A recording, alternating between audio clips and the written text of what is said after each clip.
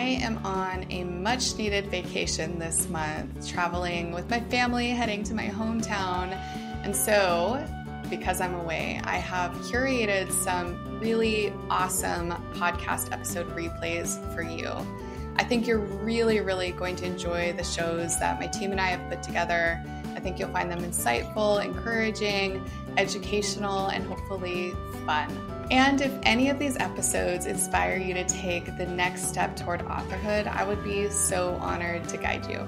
I'm currently enrolling for my upcoming author program. So in this 6-month program, I will be guiding you as you finish your first draft and take your next steps towards authorhood. It's part education, part coaching, part accountability, and part mentorship for me and some really amazing guest experts that I'll be bringing in. Go to stacyennis.com/idea to draft. That's idea, T-O, draft. Or send me a message, hello@stacyennis.com, and I will be happy to tell you more about the program. Now on to this week's podcast replay. Welcome to Beyond Better, a podcast that explores a simple but profound idea. We all deserve to live lives we love, and that includes our work lives too. I'm Stacey Ennis, an author and longtime location-independent entrepreneur living in Portugal with my family of 4. Join me as I talk business, location independence, writing, travel, and so much more. All focused on building a life that is beyond better. Welcome, Amanda. I'm so glad to be here with you today. I'm so glad to be here with you. It's great to speak with you all the way over there in Portugal. I know, the magic of technology. Yep. So I'm trying to remember when we met. It seems like it's been a while now. It's been at least like 7-8 years. I was going to say 7 years ago. Yeah. You were organizing a contest and I was one of the judges. And that was one of the first times that we met. Oh, yeah. Oh, I remember. So yeah. I remember when I very first met you. And at the time, my daughter, I might have been pregnant at the time when we met, I'm thinking, with my first child. And my husband and I were having all these conversations about moving to Thailand. This was like this big dream that we had. And I remember when I met you, you had this really cool, kind of different approach to life. And you would go on these trips with your kids all over the world. And I was really inspired by that. And it's just very different than most people, especially where we're from in Boise. I love Boise. And I love the United States, but I think it's not that normal to go on multi-week and sometimes multi-month trips and really explore different countries with your children. So I'm curious to just hear a little bit about kind of what led you to that place. You know, how did you create this really unconventional life? Is this a mindset you always had? Was there a turning point? I'd just love to hear a little bit about that backstory. Well, I think both my husband and I bristle when somebody says, you can't do that. And so we traveled a lot together before we had kids. We worked in movies and television for a few years. So we lived all around the world at film sets. We traveled a lot. And we also each traveled separately before we got together. I went to Russia when I was 15. He went to a maritime academy where summers were spent traveling a ship around the world. So we traveled a lot together as a couple. And then when we were ready to start a family, you know, there were a few people who said, well, you know, all this travel stuff you do, that'll have to come to an end. And I remember my husband specifically, that just did not sit well with him at all. And so we kind of decided, okay, well, how can we continue this? And we did so like right away. Both of my daughters, their first passport pictures, they're like 2 weeks old, you know, it's just, they That's can't awesome. open their eyes. They're just, yeah. So from the start, we've just tried to travel 2 to 4 months of every year. COVID has reduced the time this year, but we're still going to get out there. But, you know, it wasn't just about us wanting to travel, but also what can travel do for children? What is it like for a child to grow up exposed to different cultures, different languages? And, you know, some people will say, oh, kids need routine. Actually, that's not true. Kids are super adaptable, or they need routine in a different sense than how we as adults think of routine. So we just decided from the start we were going to find a way to make that happen. And in terms of mindset, a lot of it comes down to how you define wealth. We would have a lot more money in the bank account and nicer cars and more toys if we didn't take these trips.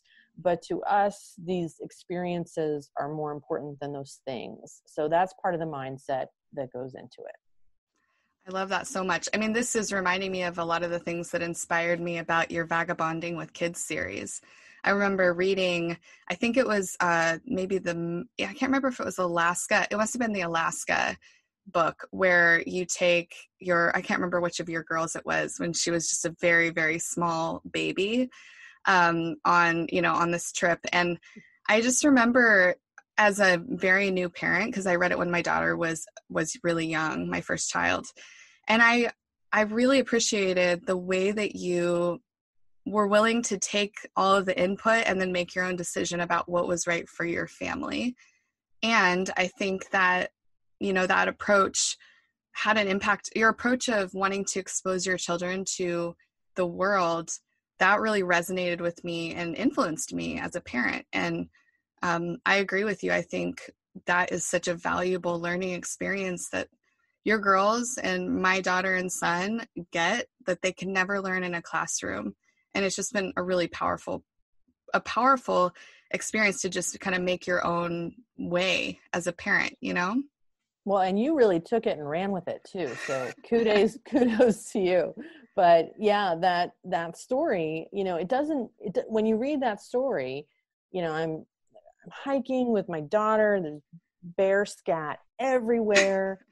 It doesn't mean I'm not terrified. I mean, I'm still terrified. But the point is, you have to get to a place where you're weighing your fears with the benefit of the experience. And you have to be able to objectively look at that and say, yeah, I'm kind of scared. Yeah, this is a little uncomfortable. I don't have all the answers. I don't know how everything's going to go. And by the way, nothing's going to go according to plan.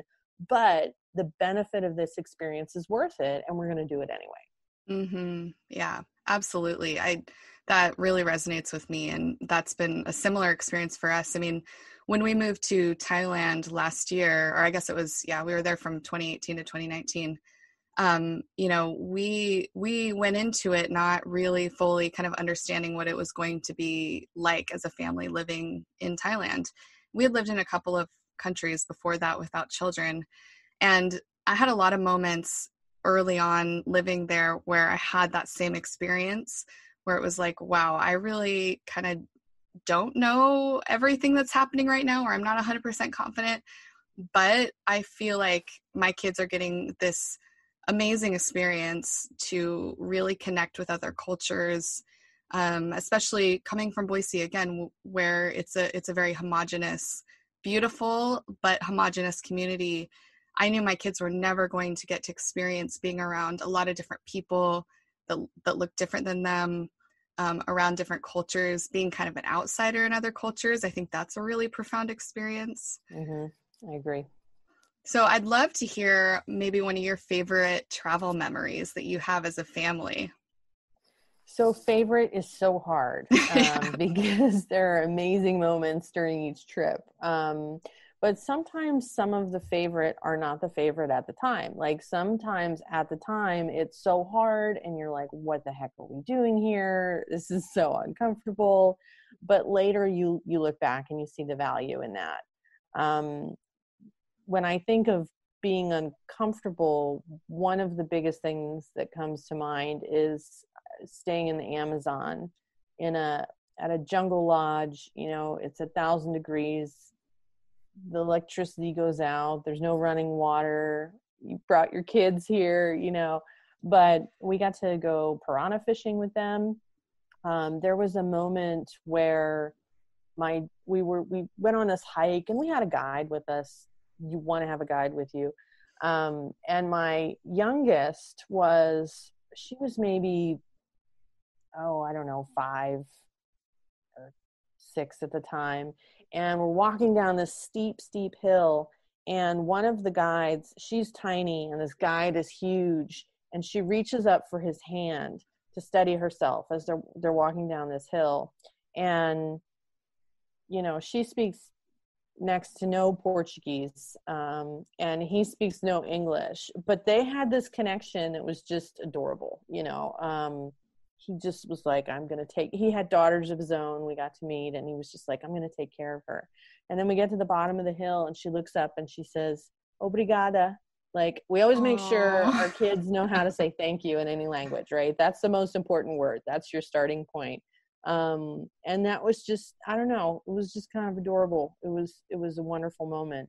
But we've had a lot of moments like that. We had Christmas in a very rural part of Tasmania one year. There was no tree. We had one little ornament that someone had given us just as a token of friendship, and we hung it up like in the living room on the chandelier circa 1968. It was this old rundown weird house in rural Tasmania. I mean, it was a weird Christmas. On Christmas Day, we went to Port Arthur, one of the first prison settlements in Tasmania. So it was odd. It was different, but it was unique, and that doesn't mean that we don't have years when we have Christmas at home in Boise with the tree and all the normal stuff. But I think it's great too that you can show little kids that you can do that and still be adaptable. You can be so out of your element but wait, it's Christmas, but still do things in a unique way and have a great time. I think later that day we had a Star Wars marathon, because that was like the only media we had access to, and it worked out fine, and it's memorable, and that's important. You're creating memories that are not the same year after year, and they involve different elements, different places, different languages, and different cultures. And I think that's important. So those are just a few that come to mind. Oh, I love that. And I agree. You have to be, I feel like if you're going to do this travel thing, you have to be flexible, especially around the way that you celebrate different holidays. For us, we have a couple of specific Christmas items, decorations that we've brought with us no matter where we are. It's a couple stockings, a Christmas star, maybe 1 or 2 other things. And those things just help kind of anchor the kids a bit, just to feel like they have something familiar. But otherwise, I feel like they've been very adaptable, just like your children. And that's very intentional. I know you guys have done that since they were very, very small. Now, I want to ask the question that I know a lot of listeners are wondering at this point as they listen to you talk about all this travel and this very non-traditional lifestyle that you lead. How do you do this practically and professionally? So tell me a little bit. I know, but I'd like you to tell the listeners how you and your husband have created and designed your professional lives to support this life that you lead. So for most of the time that we have done this, we've done this while my husband maintains a real estate office here in Boise. So people are like, that's crazy. How can you do that? You can't do that, but you can. You have to actively and consciously consider how you design your business and your work. So when he operated with a real estate office, he had to make sure that he had a team in place so that when, we're going to go get on a plane, there's somebody else there who can show houses and do all of that stuff, the stuff that you have to be present for. But another thing that he would do that I now do with clients that I work with is when you are about to go on a trip, you suddenly become hyper productive and way more proactive in reaching out to your clients so that their fears are alleviated. And even then in the first maybe 2 weeks of a trip, you're calling them without them saying, I need to talk to you. You know, you're being very proactive in your relationship with them because they need that reassurance. They don't often understand that when you're traveling, you might be more productive for them than if you were at home, because you don't have the same distractions that you have in your normal day-to-day life. Sure, there are other distractions, but it's different. And so being very proactive in terms of dealing with clients, if you're dealing with clients, is important.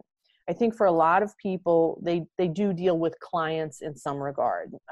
Travelers, you know, if you work on your laptop, you're probably communicating in some way with someone, delivering some sort of content or responding to someone. So both Mike and I work in that capacity. So that's really important in terms of your job and keeping your job going. But it also goes back to that mindset of, which would I rather have?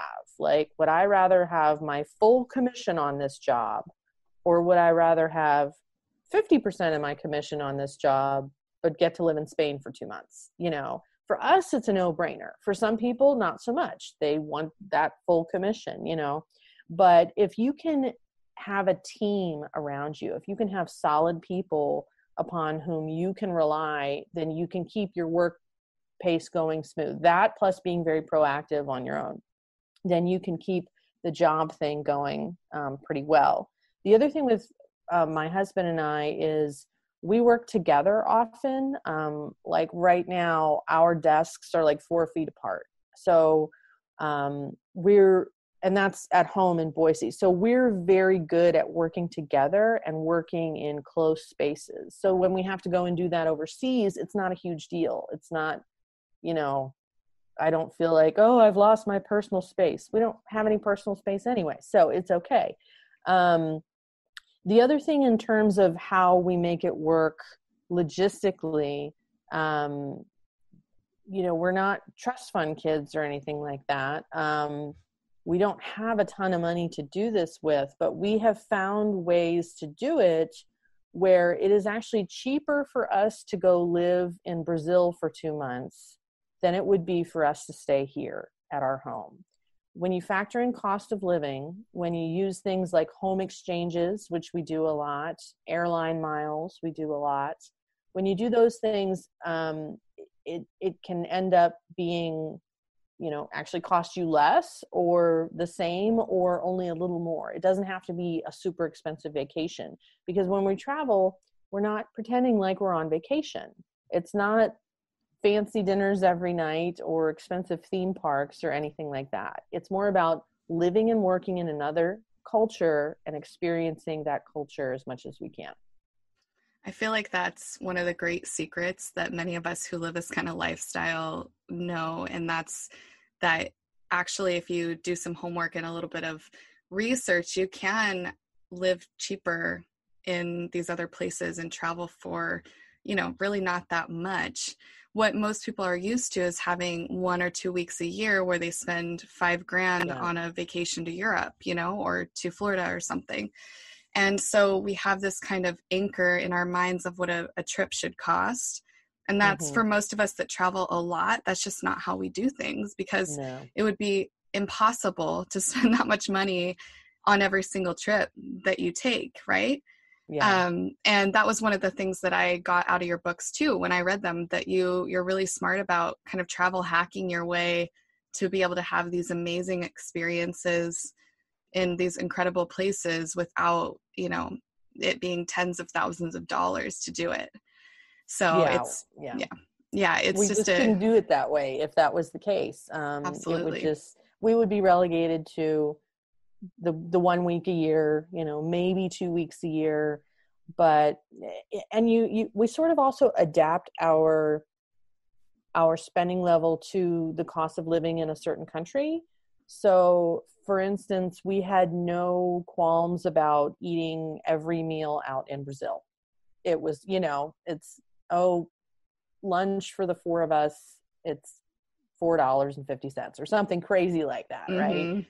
Now in Australia, that was not so much the case. In Australia, we did some peanut butter and jelly, and, you know, I mean, we had to really dial it in because the cost of living was so much more. So we always sort of factor that in when we're planning, and then attempt to adapt to that when we're there. Now, that's not to say we don't splurge on occasion or celebrate, especially when we first get somewhere, we're going out to eat. But then, we'll often stay in a place with a kitchen. Like I said, we'll do a lot of home exchanges. And so we find the grocery stores and we learn how to cook meals, and sometimes you do that. And there's value in that too. I mean, sometimes it's nice to sit down at a table in a home with your kids and restore a sense of normalcy, especially if anybody's feeling anxiety over your circumstances. So you sort of have to gauge your finances, your cost of living, the place you are, and how every member of your family is doing, and adapt to make sure you keep going smoothly. Wise words, and I 100% on all of that.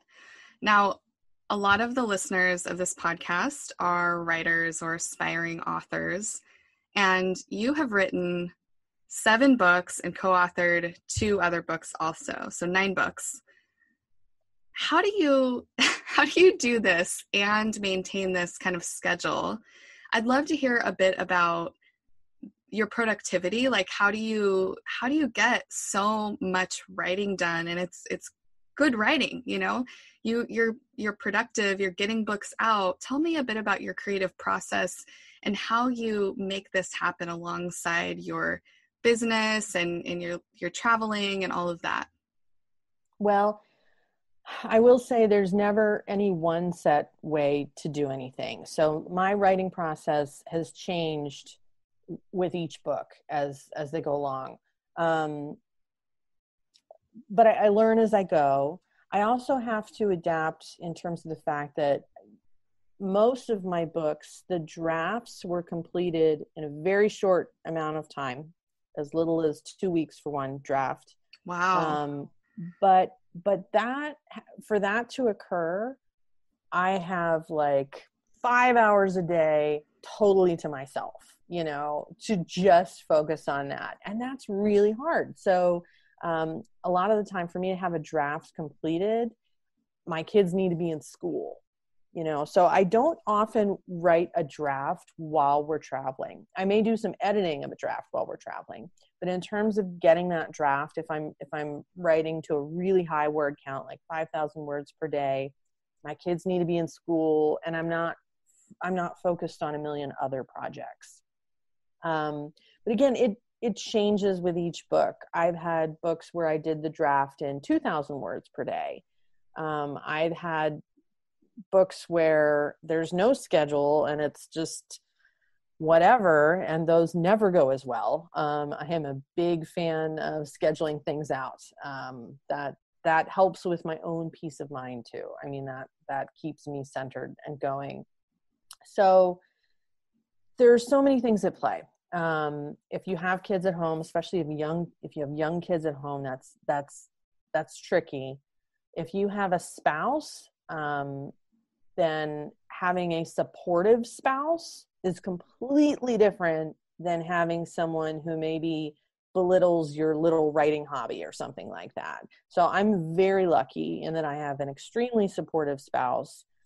Even before I was ever published, before I ever knew if this would go anywhere, before he ever knew if this would go anywhere, when he very easily could have written it off as my little writing hobby. But he didn't, and he would make time for me. He would take the kids, and I would go to Barnes & Noble and sit and write until they kicked me out. So that the people around you, that's really important too. And I always tell people, I'm like, if there's somebody in your life who is not supportive of your writing, stop talking to them about it.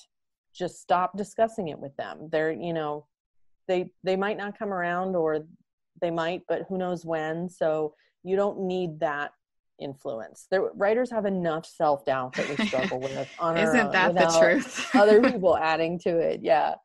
So those are a few things that I think have been really important to me. The other is like the mindset. And I've said, go back and coach myself 10 years ago. I would tell myself to stop worrying about failure, and instead replace that with excitement about the possibilities, like excitement about the possibility of success, instead of thinking about who's going to read it, who am I to write a book, nobody's going to read it, if they do read it, they'll hate it. Instead of going through that endless loop of negativity, start to think about, like, what would it feel like if I held my book in my hand? What would that feel like? And to so many people, that's like, wow, that would be amazing. That's my dream. So focus on that. Try to harness that energy, and that will help you move forward. But I had to learn that the hard way. I went through years of struggling with all of that. Now I'm at a better place with it, but a lot of it I just learned by doing. Does that answer your question? Yeah. Sort of? Well, and that fear piece, I think, I mean, we both coach people in writing their books, right? And I'm sure that you've seen this in every single person that you've coached. No matter their, success level, no matter how brilliant they clearly are, no matter how developed their expertise is, every person who writes a book at some point feels some seed of self-doubt, self-criticism, and that kind of visualization that you mentioned of imagining that book in your hands. I use that too with the people that I coach, because for myself, that is such a powerful anchor, just to imagine it done, imagine somebody reading that book and their experience that person will have because of something that you created. That's a really powerful thing to connect to when you're kind of in the throes of self-doubt. I think another thing that ties into that is picturing one reader. Picture that one person you're going to connect with, because a lot of people get caught up in, like, how many thousands of copies will I sell or not sell? And well, what's so-and-so going to think? What's so-and-so going to think? Or what's Aunt Judy going to think? You got to push all of that out and focus on the one person who you are writing for, and keep them in your mind. And because otherwise you will let all of these other people into your head, and they'll get in the way of progress. And so you just have to focus on connecting with one reader. That's what's important. That's such great advice. It reminds me too, have you read On Writing by Stephen King? Many times. Many times, me too. It's one of my favorite books on writing. And he talks about how he writes to his wife, like she's his one reader. And it helps him stay really anchored to the thing that he's writing. And 100%, that's such a powerful, what's interesting is that marketers use this too, when they're creating ads and when they're creating content. It's kind of the same idea. Like, you need to deeply understand that one person that you're writing the book to. And it can really help when you're feeling, stuck or afraid, or you're having all this chatter of like, oh, what's so-and-so going to think about it? Yeah. So I actually recently attended your master class that you did. That's actually all about the entire book writing and publishing process. And I know you have another one coming up soon. I'd love for you to tell me a little bit about some of the things that you're looking forward to, both online in 2020 and in person in 2021, because I know you have some really neat stuff coming up. Right. So yeah, I have the master class on writing and publishing, just a really cute, 2-week crash course on everything you should maybe know before you get started in this endeavor. But another thing that we have scheduled is in 2021, in June of 2021, I'm hosting 2 luxury retreats in Mexico. So one is specifically geared towards writers, and the other is for entrepreneurial couples, or any, forward-thinking couples who are positive and like to think out of the box. You don't necessarily have to be a business owner or anything like that. But we have been planning these retreats for quite some time. We have it dialed in. It's going to be amazing. We had them scheduled for 2020, and COVID put that on hold. So we're just now in the process of securing our dates for 2021. and they're going to be pretty amazing. Definitely unique experiences. They take place in a little town called Todos Santos, and it's not a spring break type place. We've been going there for 20 years now, so we really know the town and the community. So we're in a unique position to give people really fantastic behind the scenes almost experiences, rather than what you'd get if you were just a tourist traveling through. So we're really excited about that. Yeah, it sounds absolutely amazing. And where can people learn more about all of the things that you have coming up? So one of the best ways is the Facebook group, which is called Write a Great Book, a Community. And honestly, if you have any interest in writing, this is a great place to go, because you can just post your goal and we'll keep you accountable. You can ask questions about writing. So again, that's called Write a Great Book, a Community. And in that, we'll be posting information on the upcoming retreats and the masterclass and other things we have going on. So that's a good place to connect. And it's not just, you can connect with me there, but also with lots of other writers who bring varied experience to the table, and they're all willing to share and help you through the process. Wonderful. And I know you also mentioned before we started recording that you have a free 3-part video series as well, right?